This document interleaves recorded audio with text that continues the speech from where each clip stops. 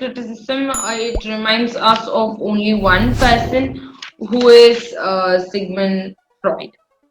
Now, Sigmund Freud, he is famous for his theory of psychoanalysis, and also the interpretation of dreams is a very important work.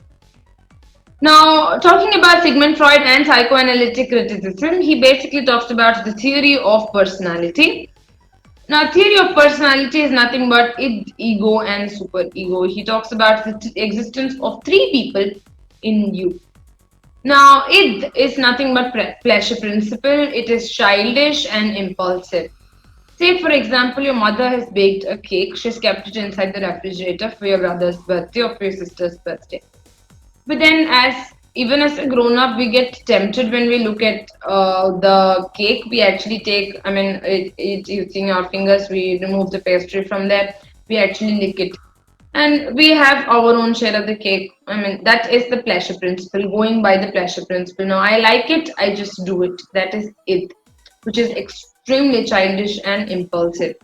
The next is superego, which is moral correctness. That's another extreme where your brain or another person of yourself, it tells you, no, you're not supposed to do it because it is not morally correct. Superego is more like the morality principle, and there should be a balance between these two, because one is an extreme where it is pleasure principle and the other is morality principle, which is superego, and it actually basically needs a way in between. So that is what is called as ego, which is a balance between id and superego.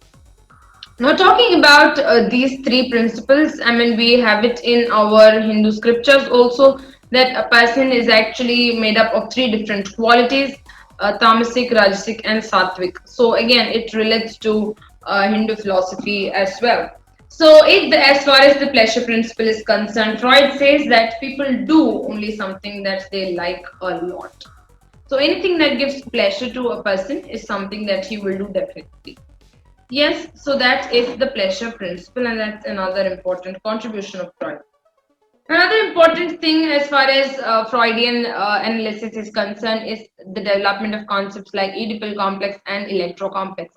Now, Oedipal complex is when the son has feelings for his mother, and Electro complex is when the daughter has feelings for the father.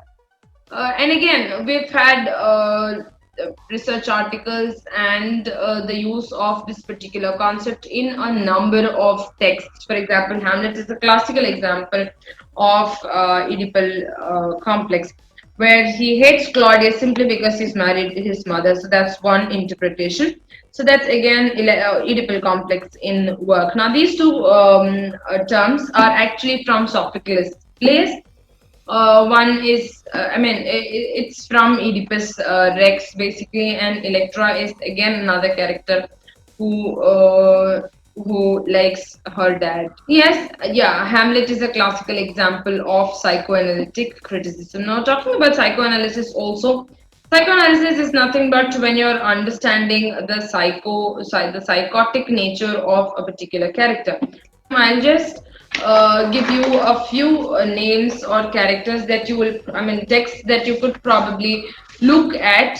So, yes, Freud, of course. And also, you could look at the concept of drive, libido, and death drive. Yeah, parapraxis. So, all of them are different concepts. Now, I'll talk about only transference and countertransference.